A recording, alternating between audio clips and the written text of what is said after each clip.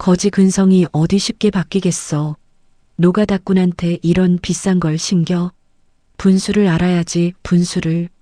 시어머니가 식탁 위에 물수건을 집어 던지더니 제 뺨을 있는 힘껏 내리쳤습니다. 아빠에게 새 작업화 하나 선물했을 뿐인데 뺨이 찢어지도록 맞았습니다. 근데 글쎄요, 옆에 앉은 남편이라는 놈이 뭐라고 했는지 아십니까? 야, 장인어른이 흙바닥 구르는데 그 비싼 게 왜 필요해? 참 기가 막혔습니다. 시어머니도 남편도 시누이도 전부 한통속이었죠. 근데 이 사람들이 끝까지 몰랐던 게 하나 있었더라고요. 그 낡은 작업화를 신고 다니던 제 아빠가 누구인지, 그리고 제 뺨을 때린 그 손이 어떤 지옥을 불러오게 될지를요. 안녕하세요. 오늘 사연 시청자 여러분, 아빠의 작업화 한 켤레 때문에 어이없게 시어머니에게 뺨 맞고 쫓겨난 강지원 씨의 사연 지금 바로 시작하겠습니다. 저희 친정아빠 강태수, 이 지역에서 중장비 업체를 운영하는 대표입니다. 굴착기며 타워크레인이며 이 근방 건설 현장에 아빠 회사 장비가 안 들어가는 곳이 없을 정도죠. 그런데 아빠를 처음 보는 사람들은 절대 그 사실을 모릅니다. 늘 흙먼지 묻은 작업복 차림에 발에는 10년 넘게 신어서 앞코가 벌어진 낡은 작업화를 고집하거든요. 지원아, 현장 사람이 현장에 있어야지. 사무실에 앉아서 뭘 하겠어. 아빠는 입버릇처럼 그렇게 말하며 새벽부터 현장을 뛰었습니다. 그게 아빠의 자부심이었고 저도 그런 아빠가 세상에서 제일 멋있었습니다. 문제는 시어머니 이금순 여사였습니다. 시어머니는 아들 박민환이 대형 건설사 원청 직원이라는 게 유일한 자랑이었습니다. 결혼 전부터 저희 친정을 얕잡아 봤고 특히 아빠를 만날 때마다 위아래로 훌치며 입꼬리를 비틀었습니다. 아이고, 우리 사돈어른은 오늘도 현장 나갔다 오셨나 봐. 손톱 밑에 시커먼 게 안 빠지네. 명절 때 인사를 오신 아빠의 손을 보며 시어머니가 코끝을 찡그리며 말한 적이 있습니다. 아빠는 그냥 허허 웃고 넘기셨지만 저는 속이 부글부글 끓었습니다. 시어머니는 아빠가 막노동을 하는 줄 알았습니다.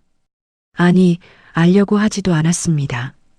겉모습만 보고 단정 짓는 게 시어머니의 오래된 버릇이었으니까요. 그러던 어느 날 친정에 들렀다가 현관 앞에 가지런히 놓인 아빠의 작업화가 눈에 들어왔습니다. 밑창은 한쪽이 닳아서 기울어져 있었고 발등 부분은 갈라져서 테이프로 감아놓은 자국이 선명했습니다. 저는 그 자리에서 한참을 서 있었습니다. 그날 밤 저는 비상금 통장을 열었습니다. 인터넷을 뒤져가며 현장 작업에 최적화된 수제 안전화를 찾았고 아빠 발 사이즈에 맞춰 주문 제작을 넣었습니다. 배송지는 친정집으로 적었습니다. 그 주말이었습니다. 시댁 식구들과 친정 아빠를 모시고 고급 한정식 집에서 저녁을 먹기로 한 날이었죠. 마침 배송이 그날 오전에 도착했다는 알림을 받고 저는 친정에 들러 포장된 상자를 들고 식당으로 향했습니다. 한 상 가득 차려진 요리 앞에서 저는 상자를 꺼내 아빠 앞에 놓았습니다. 아빠, 이거 선물이에요. 열어보세요. 아빠가 상자 뚜껑을 열자 검은 가죽의 두꺼운 밑창이 달린 안전화가 모습을 드러냈습니다. 아빠의 눈가가 살짝 붉어졌습니다. 이게 뭐냐, 이런 걸 왜? 아빠 작업화 앞코 벌어진 거 다 봤어요. 이제 그거 버리시고 이거 신으세요. 아빠가 안전화를 꺼내 손으로 만져보며 입가에 미소를 띄우던 그 순간이었습니다. 어머, 잠깐. 시어머니가 테이블 위에 떨어져 있던 영수증을 집어들었습니다. 포장 상자 안에 같이 들어있던 결제 영수증이었습니다. 시어머니의 눈이 동그래졌습니다. 이게 작업화 한 켤레 값이라고? 시어머니가 영수증을 탁 테이블에 내려놓으며 목소리를 높였습니다. 노가다 뛰는 사람한테 이런 걸 신겨? 분수를 알아야지, 분수를. 저는 숟가락을 내려놓으며 시어머니를 똑바로 쳐다봤습니다. 어머님, 제 돈으로 제 아버지한테 사드린 건데 무슨 상관이세요? 그 말이 끝나기도 전에 시어머니가 식탁 위에 물수건을 집어 제 얼굴을 향해 던졌습니다. 젖은 물수건이 제 볼을 스치고 테이블 아래로 떨어졌습니다. 그리고 시어머니가 벌떡 자리에서 일어나더니 제 뺨을 잇는 힘껏 내리쳤습니다. 찰칵. 귀가 먹먹해졌습니다. 방안이 조용해졌습니다. 거지 근성이 어디 쉽게 바뀌겠어. 시집 와서 돈 개념을 그렇게 가르쳤더니 친정에다 갖다 붓고 있어. 시어머니가 제 멱살을 잡을 듯 손을 뻗으며 소리쳤습니다. 저는 뺨을 감싸 쥔 채 남편을 돌아봤습니다. 박민아는 젓가락을 내려놓으며 한숨을 푹 쉬더니 입을 열었습니다. 야, 장인어른이 흙바닥 구르는데 그 비싼 게 왜 필요해? 너도 좀 생각을 하고 살아. 옆에 앉아있던 시누이가 물잔을 탁 내려놓으며 코웃음을 쳤습니다. 옳게도 참 돈이 어디서 나오는 줄 알고 저렇게 써대는 거야. 진짜 한심하다. 저는 의자에서 천천히 일어섰습니다. 손끝이 떨리고 있었지만 시어머니가 앉아있던 의자를 발로 세게 걷어찼습니다. 의자가 쓰러지며 쾅 소리가 났고 시어머니가 비틀거리며 벽에 등을 부딪혔습니다. 이혼하겠습니다. 저는 그 한마디를 또박또박 내뱉었습니다. 그리고 충격으로 입을 벌린 채 굳어버린 아빠의 팔을 잡아 일으켰습니다. 아빠 나가요. 여기 1초도 더 못 있겠어요. 아빠를 모시고 문을 열고 나왔습니다. 뒤에서 시어머니가 뭐라고 소리치는 게 들렸지만 저는 한 번도 뒤돌아보지 않았습니다. 아빠를 친정에 모셔다 드린 뒤 저는 짐을 싸기 위해 신혼집으로 돌아왔습니다. 현관문을 열고 들어서니 거실이 텅 비어 있었습니다. 소파 위에 남편의 아이패드가 켜진 채 놓여 있었습니다. 화면이 꺼지지 않고 잠금이 풀려 있었습니다. 무심코 화면을 넘기다가 은행 앱 알림이 눈에 들어왔습니다. 저도 모르게 손가락이 움직였습니다. 은행 앱을 열고 연동된 메일함을 하나하나 뒤지기 시작했습니다. 시누이의 혼수 가전 결제 내역이 제 마이너스 통장에서 빠져나가고 있었습니다. 시어머니의 백화점 결제도 마찬가지였습니다. 한 건, 두 건이 아니었습니다. 그리고 은행에서 온 대출 문자 하나가 눈에 걸렸습니다. 며칠 전 제가 감기약을 먹고 일찍 잠든 날이었습니다. 제 이름으로 비대면 모바일 대출이 실행되어 있었습니다. 5천만 원. 손이 떨렸습니다. 남편이 제가 잠든 사이에 제 지문과 신분증 사진을 몰래 가져다 쓴 겁니다. 저는 화면에 뜬 금융거래 내역과 결제 영수증을 하나도 빠짐없이 제 휴대폰으로 촬영했습니다. 한 장 한 장 손을 떨면서도 빠뜨리지 않았습니다. 그리고 캐리어를 꺼내 귀중품과 제 집만 챙겼습니다. 한밤중 저는 그 집의 현관문을 닫고 밖으로 나왔습니다. 다음 날 아침 저는 다니던 직장에 전화를 걸어 일주일간 연차를 냈습니다. 캐리어를 끌고 찾아간 곳은 회사 근처의 비즈니스 호텔이었습니다. 체크인을 마치고 방에 짐을 풀자마자 저는 곧바로 은행으로 향했습니다. 창구에 앉아 직원에게 말했습니다. 제 명의로 된 신용카드 전부 정지시켜 주세요. 본인 외 사용자가 등록된 카드 포함해서요. 전부 다요? 혹시 가족분이 쓰시는 카드도 있으신데? 직원이 화면을 들여다보며 되물었습니다. 네, 전부 다요. 오늘 당장이요. 시어머니 명의로 발급된 가족카드, 시누이가 쓰던 체크카드까지 싹 다 정지를 걸었습니다. 은행 문을 나서는데 주머니 속 휴대폰이 미친 듯이 울리기 시작했습니다. 화면에 시어머니 이름이 떴습니다. 한 번, 두 번, 세 번. 저는 전화기를 꺼내 시어머니 번호를 수신 차단 목록에 넣었습니다. 은행 다음으로 간 곳은 병원이었습니다. 어젯밤 시어머니에게 맞은 왼쪽 뺨이 아직도 벌겋게 부어 있었습니다. 거울을 볼 때마다 손가락 자국이 선명하게 보였죠. 외부 충격에 의한 안면 부종이요. 진단서 발급해 드릴게요. 의사가 제 볼을 살피며 말했습니다. 저는 진단서를 받아들고 곧장 경찰서로 갔습니다. 민원실 창구에 앉아 담당 경찰관 앞에서 고소장을 작성했습니다. 시어머니 되시는 분이 식당에서 제 뺨을 때렸습니다. 진단서 여기 있고요. 당시 식당 안에 목격자도 있었습니다. 경찰관이 고소장을 접수하며 고개를 끄덕였습니다. 저는 경찰서를 나오며 휴대폰을 꺼내 연락처 하나를 눌렀습니다. 대학 선배이자 이혼 전문 변호사인 윤지호 변호사였습니다. 예전에 동문 모임에서 명함을 받아둔 게 떠올랐거든요. 선배, 저 강지원이에요. 급하게 상담 좀 받고 싶은데 오늘 시간 되세요? 지원아, 무슨 일이야? 목소리가 왜 그래? 찾아가서 말씀드릴게요. 오후에 윤지호 변호사의 사무실에 도착했습니다. 저는 어젯밤 휴대폰으로 촬영해둔 금융거래 내역과 대출 문자 캡처 화면을 테이블 위에 하나씩 펼쳐 놓았습니다. 윤지호 변호사가 안경을 고쳤으며 화면을 하나하나 넘겼습니다. 시어머니 백화점 결제, 시누이 혼수가전 대금, 이게 전부 내 마이너스 통장에서 나간 거야? 네, 그것만이 아니에요. 저는 대출 실행 문자가 찍힌 사진을 밀어 보이며 말했습니다. 며칠 전에 제가 감기약 먹고 잠든 사이에 남편이 제 지문이랑 신분증 사진을 도용해서 비대면 대출을 받았어요.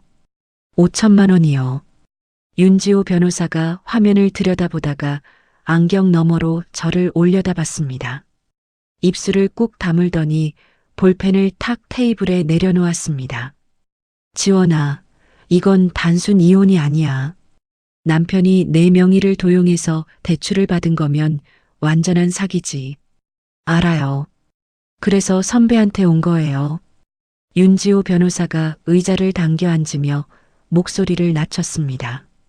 이 대출금이 어디로 갔는지부터 추적해야 해. 내가 믿을 만한 조사원 한 명 알고 있거든. 남편 퇴근 후 동선부터 깔아볼게. 저는 고개를 끄덕였습니다. 사무실을 나와 호텔로 돌아온 저는 침대에 앉아 친정아빠에게 전화를 걸었습니다. 수화기 너머로 아빠의 걱정스러운 목소리가 들려왔습니다. 지원아, 어디 있는 거냐? 어젯밤에 전화도 안 받고. 아빠, 저 괜찮아요. 호텔에 있어요. 호텔은 왜? 그 집에 안 갔어? 저는 잠시 숨을 고르고 입을 열었습니다. 아빠, 할 말이 있어요. 다 들으시고 절대 흥분하지 마세요. 저는 처음부터 끝까지 말했습니다. 시어머니에게 뺨 맞은 일, 경찰에 고소장 넣은 일, 시어머니와 시누이가 제 카드로 돈을 써온 일, 그리고 남편이 제 몰래 5천만 원을 대출받은 일까지. 전화기 너머가 한참 동안 조용했습니다. 아빠의 거친 숨소리만 들렸습니다. 아빠, 그 자식이 내 이름으로 대출을 받아? 아빠의 목소리가 낮게 갈라졌습니다. 평생 현장에서 큰 소리 한 번 안 치던 아빠가 이를 악물고 있다는 게 수화기 너머로도 느껴졌습니다. 아빠, 저 혼자 처리할 수 있어요. 변호사도 만났고 증거도 다 확보했어요. 지원아. 아빠가 제 말을 끊었습니다. 그 박민환이라는 놈 어디 건설사 다닌다고 했지. 네, 아빠. 그 현장에 우리 회사 장비가 들어가고 있어. 내가 내일부터 그놈 숨통을 끊어버리마. 아빠의 목소리에는 분노 대신 단단한 결심이 묻어 있었습니다. 저는 아무 말도 하지 못하고 전화기를 꼭 쥐었습니다. 전화를 끊고 얼마 지나지 않아 윤지호 변호사가 연결해준 조사원에게서 메시지가 왔습니다. 사진 여러 장과 짧은 영상 하나가 첨부되어 있었습니다. 사진 속에서 박민환이 한 여자와 팔짱을 낀 채 걸어가고 있었습니다. 여자는 남편과 같은 건설사에 다니는 격리 직원 오율이었습니다. 두 사람이 어느 오피스텔 공동 현관 앞에서 비밀번호를 누르고 안으로 들어가는 영상이었습니다. 손가락이 차가워졌습니다. 저는 영상을 멈추고 화면을 한참 들여다봤습니다. 잠시 후 윤지호 변호사에게서 문자가 도착했습니다. 해당 오피스텔 등기 확인했어. 전세 보증금 5천만 원, 입금 계좌 추적 결과 4명의 대출금이 그대로 오유리의 전세 보증금으로 들어갔어. 자금 흐름 완벽하게 잡혔어. 5천만 원.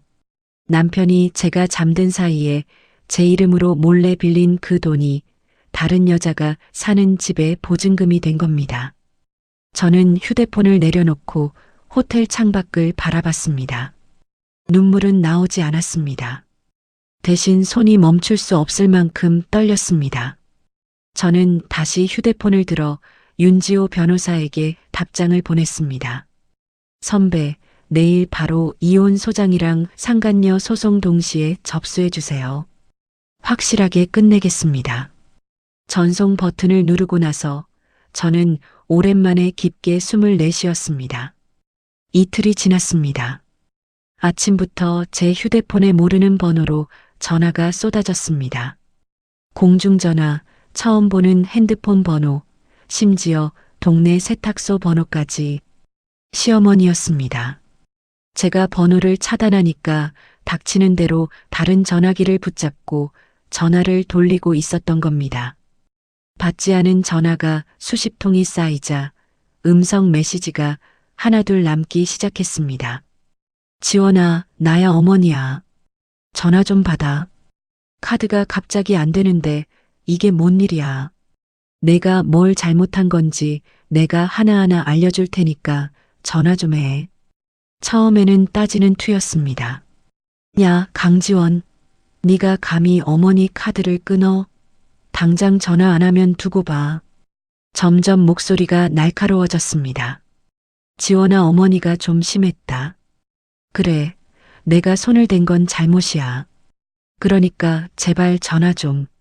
마지막 메시지에서는 목소리가 갈라져 있었습니다. 저는 음성 메시지를 끝까지 듣고 하나도 지우지 않았습니다. 나중에 쓸 때가 있을 테니까요.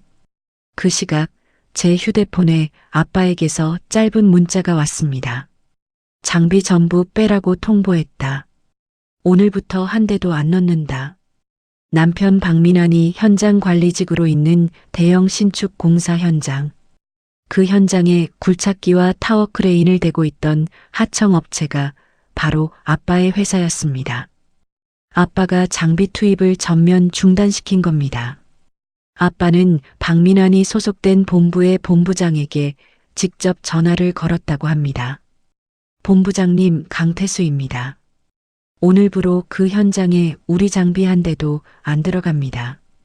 박민환 대리가 그 현장에 있는 한 계약은 없던 걸로 하겠습니다. 전화를 받은 본부장의 얼굴이 하얗게 질렸을 겁니다.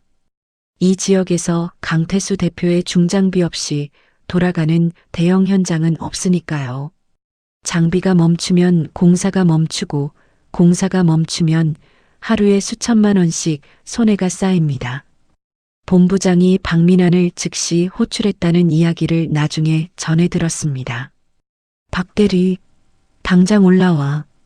본부장이 책상 위에 서류철을 집어 박민환의 가슴팍에 내던지며 고함을 질렀다고 합니다. 하청업체 대표가 너 때문에 계약 파기한다는데 이게 무슨 상황이야. 지금 현장에 크레인이 한 대도 없어. 위약금이 얼마인지 알아? 박민환이 서류철을 주우며 더듬거렸다고 합니다. 본부장님, 그게 무슨 어떤 업체인데요? 여기, 직접 봐. 본부장이 하청업체 대표의 인적사항이 적힌 서류를 박민환의 면전에 내밀었습니다. 서류 상단에 적힌 이름. 강태수? 대표이사 강태수?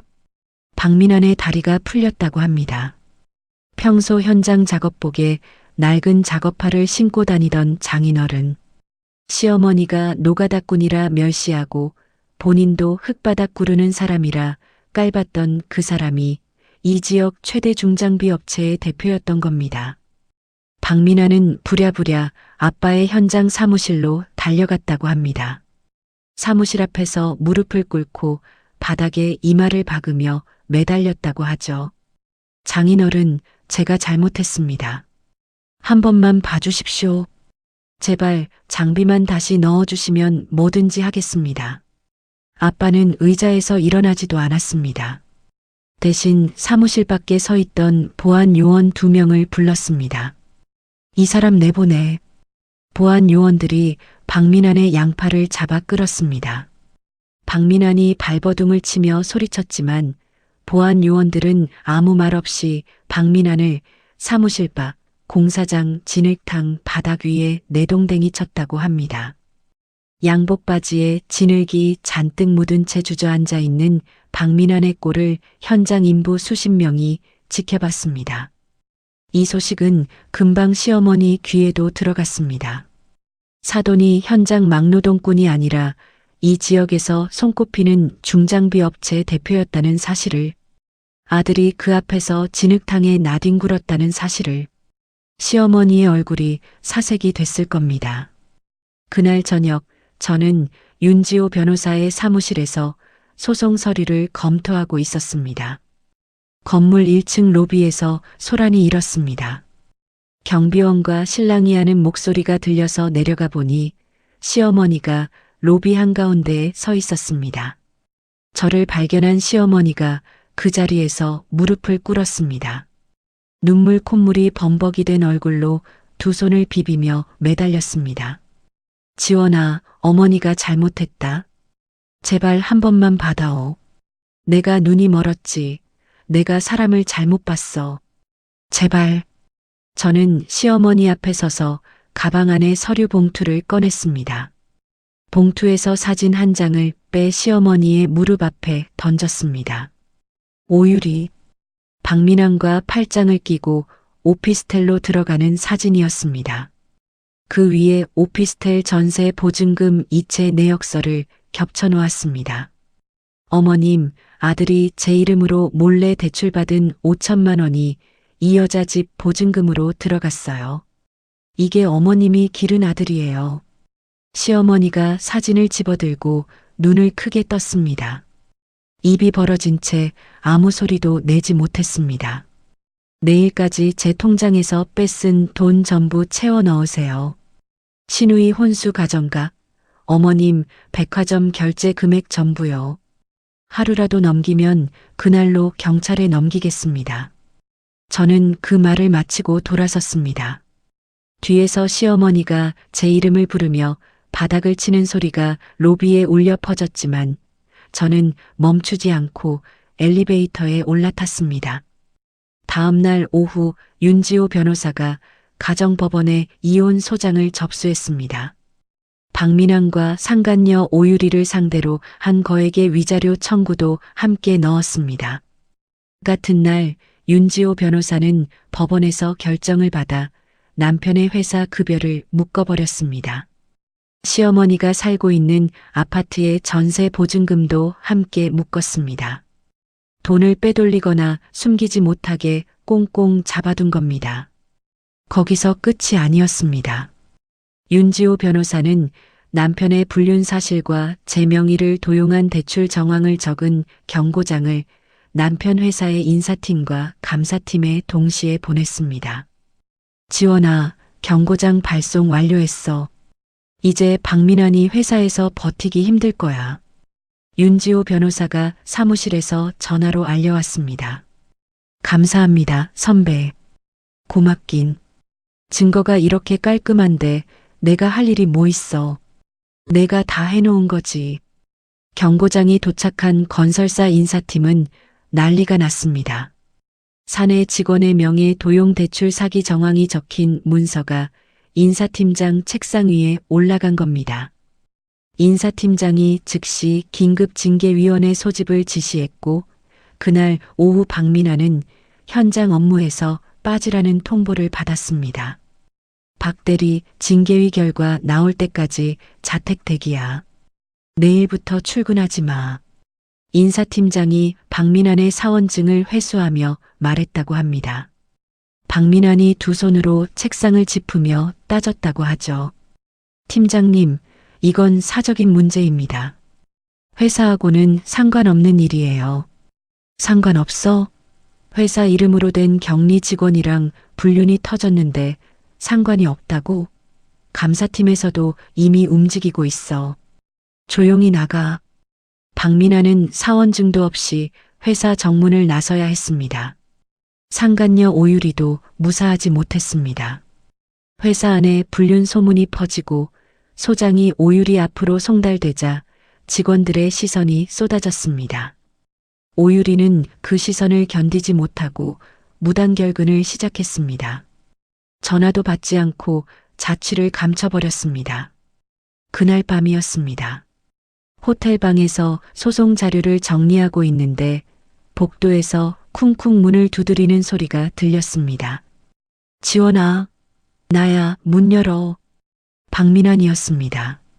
어떻게 호텔을 알아냈는지 제 방 앞에서 주먹으로 문짝을 두드리고 있었습니다. 야, 당장 소송 취하해. 내가 회사에서 잘리게 생겼다고. 문 열라니까. 저는 문 앞에 서서 휴대폰을 꺼냈습니다. 박민환의 고함 소리가 복도에 울리는 동안 저는 조용히 경찰에 신고를 넣었습니다. 여보세요. 호텔 투숙객인데요. 전 남편이 찾아와서 문을 부수려고 합니다. 빨리 와주세요. 10분도 안 되어 경찰이 도착했습니다. 경찰 2명이 박민환의 팔을 잡고 복도에서 끌어냈습니다. 아니, 제 아내라고요. 할 말이 있어서 온 건데 이게 왜? 박민환이 발버둥을 치며 소리쳤지만 경찰은 아랑곳하지 않고 박민환을 엘리베이터까지 끌고 갔습니다. 저는 문틈으로 그 모습을 지켜봤습니다. 박민환이 끌려가고 나서 한참 뒤에야 저는 문에 기대어 천천히 바닥에 주저앉았습니다. 심장이 아직 빠르게 뛰고 있었습니다. 다음 날 아침 윤지호 변호사에게서 전화가 왔습니다. 지원아, 신우이 건으로 연락 왔는데 들어봐. 신우이요? 내가 결제한 혼수 가전들 있잖아. 신우이가 그걸 중고거래 사이트에 올렸어. 저는 입술을 깨물었습니다. 그럴 줄 알았습니다. 카드가 정지되고 돈줄이 막히니까 제가 사준 혼수 가전을 팔아서 돈을 만들려고 한 거죠. 선배, 저 그거 알고 있었어요. 중고거래 사이트에 키워드 알림 걸어놨거든요. 제가 결제한 제품 모델명으로요. 역시 내가 한 수 위네. 제가 산 물건을 제 동의 없이 파는 건 안 되잖아요. 경찰에 신고할 수 있죠? 당연하지. 내가 바로 처리할게. 신우이는 그날 오후 경찰서에 불려갔습니다. 중고거래 사이트에 글을 내리고 조사를 받았다는 이야기를 나중에 전해 들었습니다. 돈줄이 전부 막힌 시어머니는 동네 지인들을 찾아다니기 시작했습니다. 합의금을 마련하겠다며 이 집 저 집 문을 두드렸다고 합니다. 좀만 빌려줘요. 며느리가 갑자기 이혼을 한다고 해서 돈이 급하거든요. 하지만 동네에는 이미 소문이 쫙 퍼져 있었습니다. 며느리 뺨을 때린 일, 며느리 카드를 몰래 쓴 일, 아들의 불륜까지. 아무도 시어머니에게 돈을 빌려주지 않았습니다. 금순 씨, 나는 없어. 다른 데 알아봐. 어머, 금순이 너 왔어? 나 지금 나가야 하는데. 문을 열었다가 시어머니 얼굴을 보고 바로 닫아버리는 사람도 있었다고 합니다. 박민환도 발이 급했습니다. 평소 알고 지내던 다른 하청업체 사장들을 찾아가 돈을 빌리려고 했습니다. 형, 나 좀 도와줘. 급하게 돈이 필요한데. 민아나, 미안한데 나도 요즘 빠듯해서. 형, 진짜 얼마 안 돼. 좀만 빌려주면. 야, 솔직히 말할게. 강태수 대표님한테 연락 왔어. 너한테 돈 빌려주는 업체는 장비 지원 끊는다고. 나도 먹고 살아야 하잖아. 미안하다. 아빠가 미리 손을 써놓은 겁니다. 하청업체 사장단 모임에 박민환과의 금전 거래를 전면 금지시키고 이를 어기면 장비 지원을 끊겠다고 못 박아둔 거죠. 사방이 막혔습니다. 카드도 급여도 지인도 하청업체 사장들까지. 박민환과 시어머니가 손을 벌릴 수 있는 곳은 단 한 군데도 남아있지 않았습니다. 숨통이 조여오는 압박이 계속된 지 일주일이 지났습니다. 궁지에 몰린 박민환은 완전히 다른 사람이 됐습니다. 무릎을 꿇고 빌던 모습은 온데간데 없었습니다. 자택 대기 발령을 받고 집에 틀어박혀 있던 박민환은 평소 뒷돈을 주고받으며 한 통 속으로 지내던 건설자 본사 소속 최 상무에게 전화를 걸었습니다. 상무님, 저 박민환입니다. 장인 회사 완전히 밟아버릴 방법이 있습니다. 저 좀 도와주십시오. 최 상무는 아빠 회사에 장비 투입이 중단되면서 본인이 관리하던 현장까지 차질이 생기자 이미 속이 부글거리고 있던 참이었습니다. 그래, 뭔데? 현장에 있는 장인 회사 굴착기, 그거 사고 나게 만들면 됩니다. 기계 결함으로 사고가 터지면 노동청에서 바로 작업 중지 명령 내리거든요. 그거 한 방이면 장인 회사 다른 현장 계약까지 줄줄이 날아갑니다. 최 상무가 전화 너머에서 잠시 뜸을 들이다가 낮은 목소리로 대답했습니다. 내가 사람 시킬 테니까 너는 가만히 있어. 다음 날 새벽이었습니다. 최 상무의 지시를 받은 인부 2명이 현장에 주차된 아빠 회사의 굴착기에 접근했습니다. 굴착기의 유아포스를 칼로 그어 일부러 터지기 직전 상태로 만들어 놓았습니다. 그날 아침 굴착기가 가동되자마자 유아포스가 터지면서 기름이 쏟아졌고 바로 옆에 있던 철골 구조물이 기울어지며 무너질 뻔한 상황이 벌어졌습니다. 다행히 다친 사람은 없었지만 현장은 아수라장이 됐습니다. 박민환과 최 상무는 이 사고를 기계 결함과 안전수칙 위반으로 포장한 거짓 보고서를 만들어 노동청과 안전 관련 기관에 긴급으로 접수했습니다. 신고를 받은 노동청 담당자들이 당일 오후에 현장으로 출동했습니다. 현장을 둘러본 담당자들은 아빠 회사의 모든 중장비에 대해 전면 작업 중지 명령을 내렸습니다. 아빠 회사의 장비가 들어가 있는 다른 건설 현장들에서도 연쇄적으로 문의가 쏟아졌습니다. 강 대표님, 노동청에서 작업 중지 먹었다면서요? 우리 현장도 장비 빼야 하는 거 아닙니까? 대표님, 이러면 우리 공정 다 밀리는데요. 계약 유지가 가능한 겁니까? 전화기가 쉴 새 없이 울렸고 아빠는 현장 사무실에서 한 건 전화를 받으며 해명하고 있었습니다. 하지만 거짓 보고서에 의한 작업 중지 명령은 쉽게 풀리지 않았습니다. 다른 현장의 계약들도 하나둘 파기 통보가 날아왔습니다. 평생 피땀으로 일군 회사가 하루아침에 멈춰 선 겁니다. 아빠가 쓰러졌습니다. 현장 사무실에서 가슴을 움켜쥐고 주저앉은 아빠를 직원들이 급히 병원으로 옮겼습니다. 연락을 받은 저는 택시를 잡아 타고 병원으로 달려갔습니다. 병실 문을 열었을 때 아빠는 침대에 누워 눈을 감고 있었습니다. 팔에 꽂힌 줄을 통해 약이 한 방울씩 떨어지고 있었고 심장 소리를 재는 기계가 느리게 울리고 있었습니다. 아빠의 얼굴이 하루 사이에 10년은 늙어 보였습니다. 아빠, 제가 침대 옆에 앉자 아빠가 천천히 눈을 떴습니다. 지원아, 왔어? 아빠, 괜찮으세요? 의사 선생님은 뭐래요? 괜찮다. 가슴이 좀 답답해서 그런 거야. 별거 아니야. 아빠가 억지로 웃어 보였지만 손등에 핏줄이 붉어져 나올 만큼 주먹을 꽉 쥐고 있는 게 보였습니다. 아빠, 회사 일은 제가 알아볼게요. 아빠는 좀 쉬세요. 지원아, 이게 보통 사고가 아닌 것 같다. 30년 넘게 관리한 장비가 갑자기 터질 리가 없어. 아빠도 느끼고 있었습니다. 저도 같은 생각이었습니다. 병실을 나와 복도 끝 비상구 앞에 서서 저는 휴대폰을 꺼내 들었습니다. 그때 전화가 먼저 울렸습니다. 박민환이었습니다. 야, 강지원. 목소리가 달라져 있었습니다. 비굴하게 빌던 목소리가 아니라 느긋하고 여유로운 톤이었습니다. 장인어른 회사 큰일 났다며?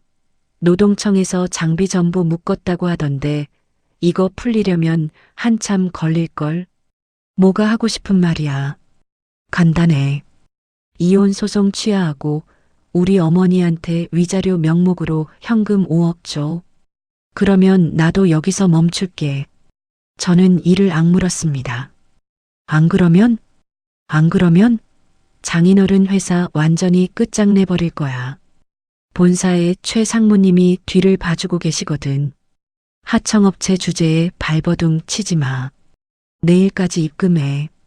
전화가 끊겼습니다. 저는 전화기를 쥔 손을 천천히 내렸습니다. 복도 형광등 불빛이 차갑게 내리쬐고 있었습니다. 주먹 안에서 손톱이 손바닥을 파고들었지만 아프지 않았습니다. 저는 다시 휴대폰을 들어 윤지호 변호사에게 전화를 걸었습니다. 선배, 나 지원이야. 지금 바로 만나야 해. 무슨 일이야? 목소리가 떨리잖아. 박민환이 아빠 회사 현장에 사고를 조작했어요. 장비를 일부러 망가뜨리고 노동청에 거짓 보고서를 넣은 거예요. 그리고 방금 전화해서 5억을 요구했어요. 수화기 너머에서 윤지호 변호사가 잠시 침묵했습니다. 그 사고 조작에 누가 관여했는지 말해봐. 최상무라는 본사 임원이에요. 박민환이 전화해서 직접 이름을 댔어요. 좋아. 지원아, 내일 아침에 사무실로 와. 조사원도 같이 부를게. 박민환이 현장에서 뭘 해왔는지, 그 최상무라는 사람이 뭘 챙겨왔는지 바닥까지 전부 뒤집자. 전화를 끊고 저는 병실로 돌아갔습니다. 아빠는 눈을 감고 가만히 누워 있었습니다. 저는 아빠의 손을 조용히 잡았습니다. 거칠고 갈라진 손이었습니다. 30년 넘게 현장을 뛴 손이었습니다. 저는 그 손을 꼭 쥐고 속으로 다짐했습니다. 반드시 끝을 보겠다고.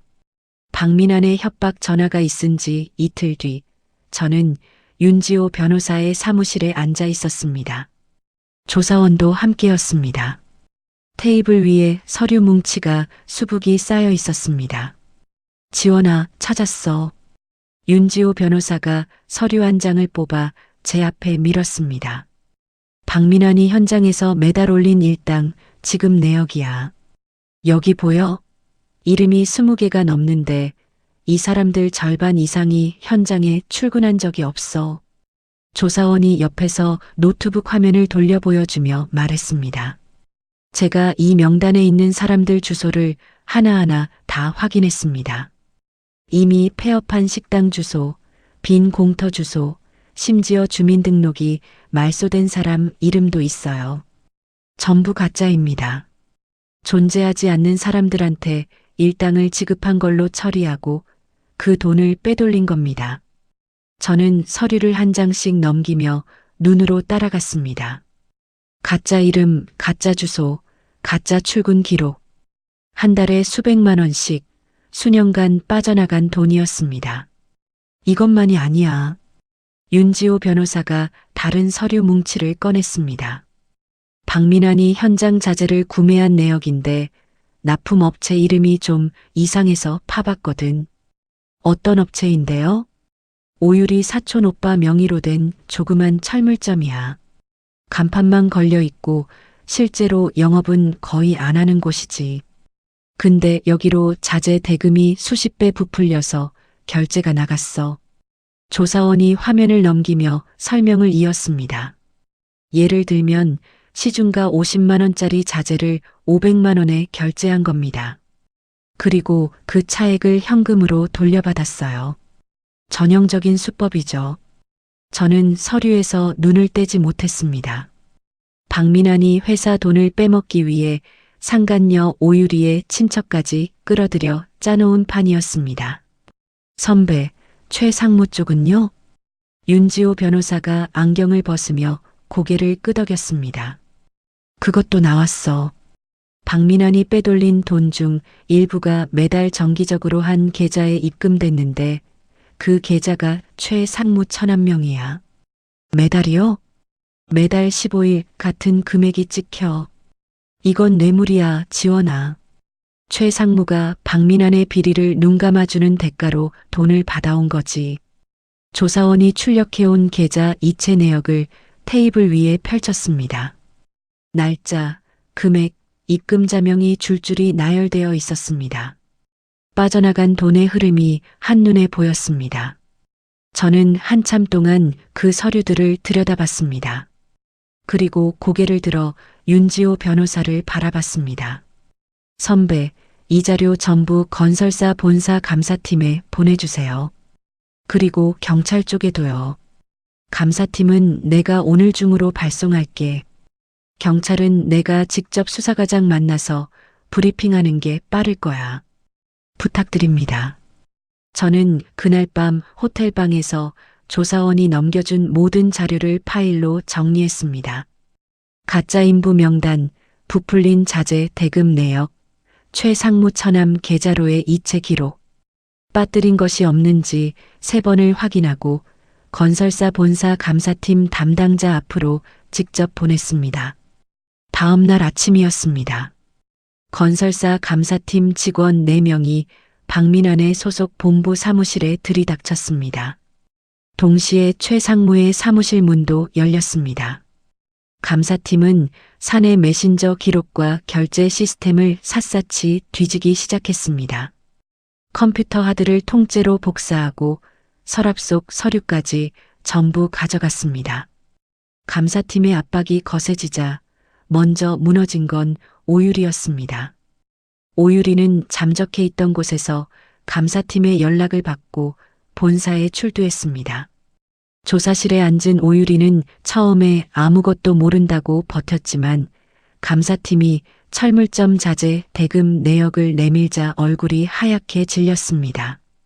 이 철물점 당신 사촌 오빠 명의죠? 여기로 부풀려진 대금이 수년간 들어갔는데 이것도 모른다고 할 겁니까? 오유리의 입술이 바르르 떨렸습니다. 이대로 가면 자기 혼자 독박을 쓰게 될 거라는 걸 알았던 겁니다. 저 자료가 있어요. 오유리가 가방에서 작은 저장장치 하나를 꺼냈습니다. 이거 박민환 대리가 관리하던 진짜 장부예요. 제가 혹시 몰라서 몰래 복사해뒀어요. 감사팀 직원이 그 저장장치를 받아들었습니다. 안에는 박민환이 직접 작성한 뒷돈 장부 파일이 고스란히 들어 있었습니다. 가짜 인부 명단, 부풀린 자재 대금 정산 내역, 최상무에게 건넨 돈의 날짜와 금액까지. 오유리가 박민환을 완벽하게 배신한 겁니다. 감사 결과는 즉각 노동청으로 전달됐습니다. 사고 보고서가 조작된 정황, 장비가 고의로 훼손된 정황이 전부 드러났습니다. 노동청은 아빠 회사에 내렸던 작업 중지 명령을 그날로 철회했습니다. 소식을 들은 저는 병실에 있는 아빠에게 달려갔습니다. 아빠, 작업 중지 풀렸어요. 장비 다시 돌릴 수 있어요. 아빠가 침대에서 몸을 일으키며 제 손을 잡았습니다. 아빠의 눈가가 붉어졌지만 아무 말도 하지 않고 고개만 끄덕였습니다. 같은 시각 건설사 본사 로비에서는 감사팀에게 둘러싸인 박민환이 땀을 뻘뻘 흘리며 변명을 늘어놓고 있었습니다. 이건 오해입니다. 제가 설명할 수 있습니다. 잠깐만요, 잠깐만. 로비 정문이 열렸습니다. 형사 2명이 들어왔습니다. 박민환 씨 맞습니까? 업무상 횡령 및 배임 혐의로 긴급 체포합니다. 형사가 수갑을 꺼내 박민환의 손목에 채웠습니다. 박민환의 얼굴이 사색이 됐습니다. 로비에 있던 직원들이 하나둘 발걸음을 멈추고 그 장면을 지켜봤습니다. 형사들이 박민환을 데리고 정문을 나서려는 순간 저는 로비 한쪽에 서 있었습니다. 윤지호 변호사에게서 체포 소식을 듣고 달려온 겁니다. 박민환이 저를 발견했습니다. 수갑이 채워진 2손을 앞으로 내밀며 오열했습니다. 지원아, 나 좀 살려줘. 제발 한 번만 봐줘. 지원아. 저는 박민환의 얼굴을 가만히 올려다봤습니다. 식당에서 장인어른 흙바닥 구르는데 비싼 게 왜 필요하냐고 비웃던 얼굴. 호텔 문을 두드리며 소송 취하하라고 고함치던 얼굴. 아빠 회사를 끝장내겠다고 협박하던 그 목소리. 저는 입꼬리를 천천히 올렸습니다. 아무 말도 하지 않았습니다. 그냥 조용히 돌아섰습니다. 뒤에서 박민환의 울부짖는 소리가 로비에 울려 퍼졌지만 저는 한 번도 뒤돌아보지 않고 정문 밖으로 걸어 나왔습니다. 박민환이 구속된 지 1달이 지났습니다. 형사 재판 결과가 나왔습니다. 박민환은 징역 5년을 선고받았습니다.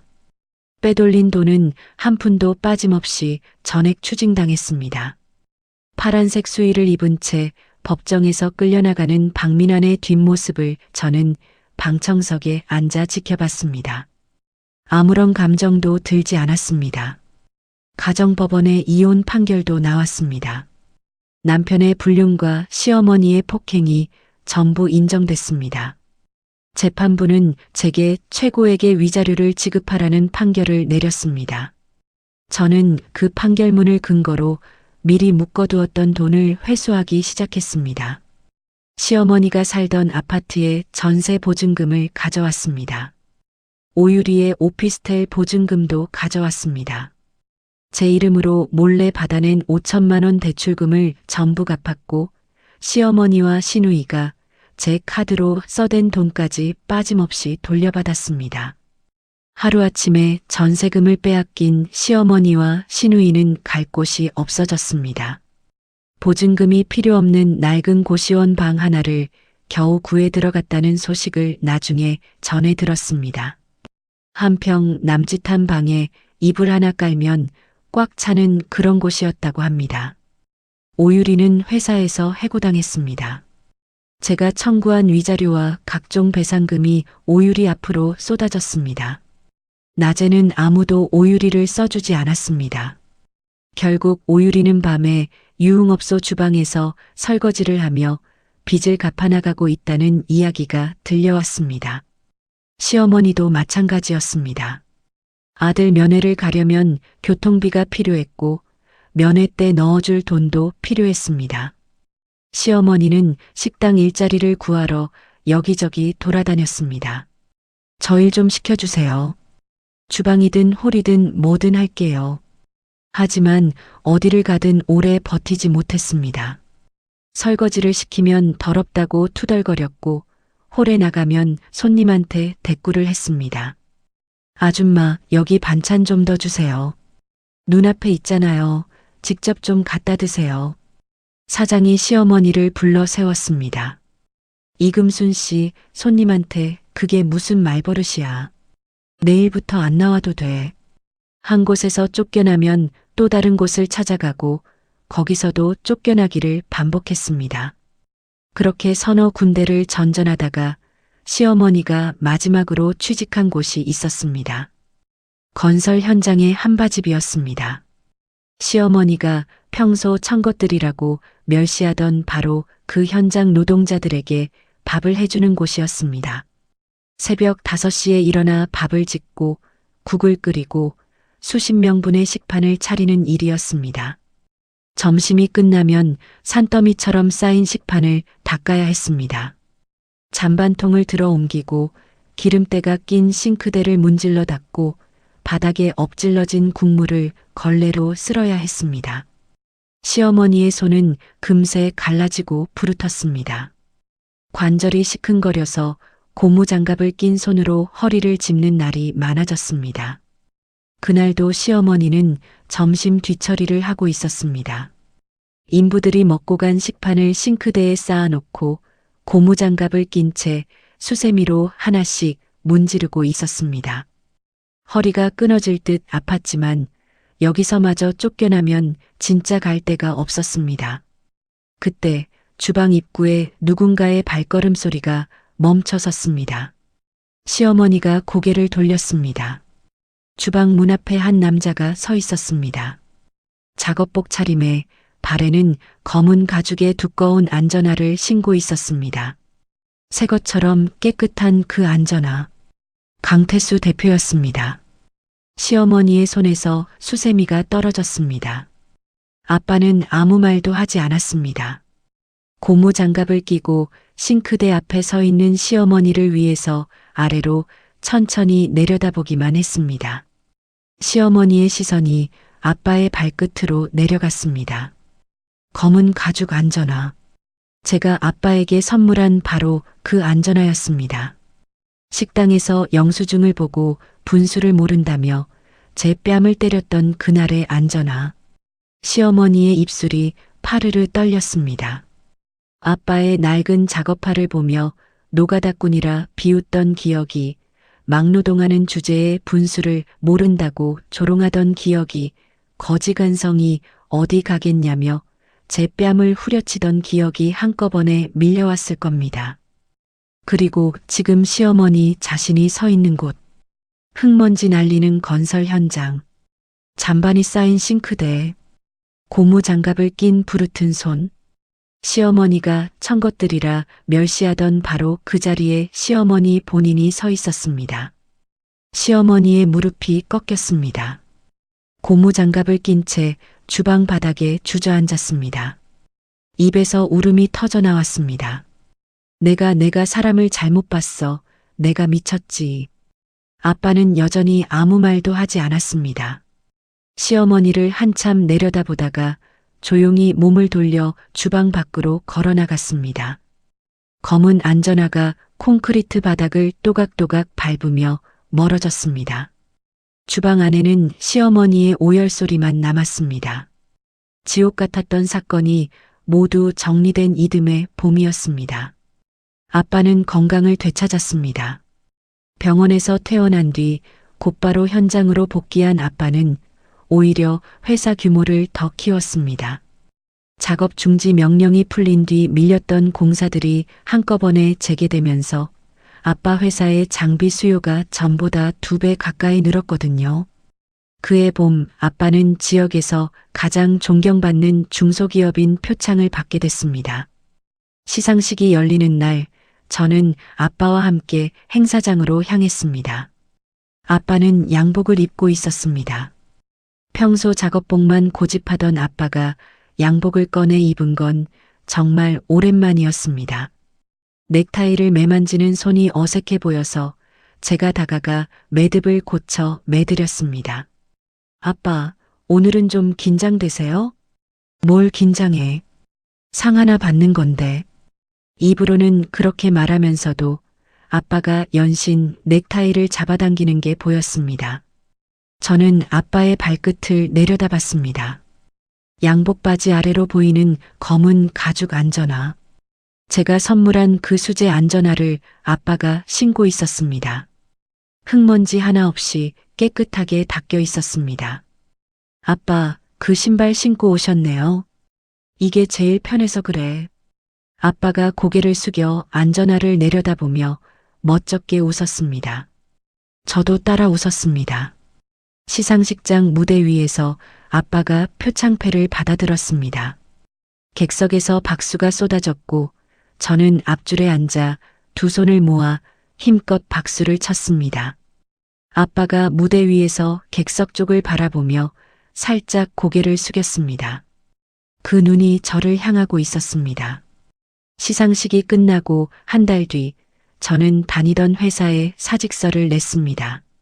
지원 씨, 정말 그만두는 거예요? 다시 한번 생각해 보지 않겠어요? 팀장이 만류했지만 저는 이미 마음을 정한 뒤였습니다. 감사합니다, 팀장님. 저 갈 곳이 생겼어요. 제가 간 곳은 아빠의 회사였습니다. 아빠 회사의 경영관리 쪽 이사로 합류했습니다. 윤지호 변호사도 함께였습니다. 윤지호 변호사와 둘이서 하청업체들과의 계약 구조를 처음부터 새로 손봤습니다. 돈이 어디서 나가고 어디로 들어오는지 누구든 한눈에 볼 수 있게 만들었습니다. 박민환 같은 사람이 다시는 빈틈을 찾지 못하게요. 저는 아빠와 함께 현장을 돌기 시작했습니다. 인부들의 안전 장비가 제대로 갖춰져 있는지, 처우는 괜찮은지 직접 눈으로 확인했습니다. 이사님, 이번에 안전장갑 새로 바꿔주셔서 감사합니다. 전에 쓰던 건 손가락이 다 까졌거든요. 현장 반장이 새 장갑을 끼고 엄지를 치켜 세우며 말했습니다. 반장님, 불편한 거 있으면 언제든 말씀하세요. 바로 바꿔드릴게요. 아이고, 대표님 딸이라더니 역시 다르네. 고맙습니다, 이사님. 현장 인부들이 건네는 인사 한마디 한마디가 가슴에 와닿았습니다. 아빠가 평생 이 현장에서 작업화를 신고 뛴 이유를 조금은 알 것 같았습니다. 퇴근 후에는 새로 시작한 경영 스터디 모임에 나갔습니다. 다양한 업종의 사람들을 만나고 새로운 것들을 배우는 시간이었습니다. 며느리라는 굴레에 갇혀 숨도 못 쉬던 시간이 까마득하게 느껴졌습니다. 어느 날 업계 지인에게서 연락이 왔습니다. 지원 씨 들었어요? 박민환이 있던 건설사 세무조사 받고 간판 내렸대요. 그래요? 그렇군요. 최 상무도 같이 구속됐다던데. 네, 알겠습니다. 전화를 끊고 저는 바로 하던 일로 돌아갔습니다. 더 이상 그쪽 소식에 마음이 흔들리지 않았습니다. 며칠 뒤 우편함에 편지 한 통이 꽂혀 있었습니다. 교도소 소인이 찍힌 봉투였습니다. 보낸 사람 박민환. 저는 봉투를 뒤집어 보지도 않았습니다. 사무실 구석에 있는 파쇄기 앞으로 걸어가서 봉투째 밀어 넣었습니다. 드르륵 소리와 함께 편지가 잘게 잘려 나왔습니다. 햇살 좋은 주말 오후였습니다. 저는 아빠에게 전화를 걸었습니다. 아빠, 오늘 저녁에 시간 되세요? 왜 무슨 일이냐? 맛있는 거 먹으러 가요. 제가 예약해놨어요. 어디? 가보시면 알아요. 제가 예약한 곳은 그 한정식 집이었습니다. 시어머니에게 뺨을 맞았던 바로 그 식당에 같은 방이었습니다. 아빠와 마주 앉아 한상 가득 차려진 요리를 앞에 두고 저는 잔을 들었습니다. 아빠, 축하드려요. 표창도 받으시고 회사도 더 커지고. 아빠가 잔을 들어 제 잔에 부딪히며 웃었습니다. 내가 뭘 했다고. 다 네가 한 거지. 아빠가 있었으니까 제가 할 수 있었죠. 아빠가 잔을 내려놓으며 저를 물끄러미 바라봤습니다. 지원아. 네, 아빠. 고생했다. 아빠의 목소리가 낮게 갈라졌습니다. 딱 세 글자였지만 그 안에 담긴 게 너무 많았습니다. 저는 잔을 든 채 고개를 숙여 눈가를 훔쳤습니다. 아빠도요. 우리 부녀는 더 이상 말없이 잔을 비우고 함께 크게 웃었습니다. 예전에 이 방에서 흘렸던 눈물이 거짓말처럼 느껴졌습니다. 식사를 마치고 식당 밖으로 나왔습니다. 봄바람이 불어왔습니다. 저는 아빠의 팔짱을 꼈습니다. 아빠가 놀란 듯 저를 내려다봤지만 이내 팔에 힘을 주어 제 손을 꼭 잡아줬습니다. 아빠의 발끝에서 검은 안전화가 가로등 불빛을 받아 반짝였습니다. 저는 아빠의 팔에 기대어 걸으며 앞만 바라봤습니다. 뒤돌아볼 것은 아무것도 없었습니다. 시청자 여러분, 오늘의 이야기 잘 들으셨나요? 저는 이 사연을 읽으면서 가슴이 참 미어졌습니다. 매일같이 거지 근성이라는 소리를 듣고 아빠까지 모욕당하면서 얼마나 속이 타들어갔겠습니까? 근데 이분이 끝까지 무너지지 않고 되찾은 건 위자료도 통장 잔고도 아니었어요. 짓밟혀왔던 자존심, 그리고 내 인생은 내가 주인이라는 그 당연한 사실이었습니다. 아버지 팔짱을 끼고 당당하게 걸어 나오는 그 마지막 장면에서 저도 모르게 목이 메어지더라고요. 시청자 여러분, 사람을 겉모습으로 판단하는 게 얼마나 위험한 건지 이 사연이 똑똑히 보여줬습니다. 낡은 작업화를 신었다고 무시하고 흙이 묻었다고 깔보고 그게 결국 자기 무덤을 판 거잖아요. 진짜 값어치 있는 사람은 뭘 입고 뭘 신었느냐가 아니라 어떻게 살아왔느냐로 증명되는 거더라고요. 혹시 여러분 주변에도 겉만 보고 함부로 대하는 사람이 있다면 오늘 이 사연 한번 떠올려 보시면 좋겠습니다. 이야기를 끝까지 들어주신 분이 계시다면 오늘 이야기가 어땠는지 댓글 하나만 남겨주세요. 오늘도 행복한 하루 되세요. 감사합니다.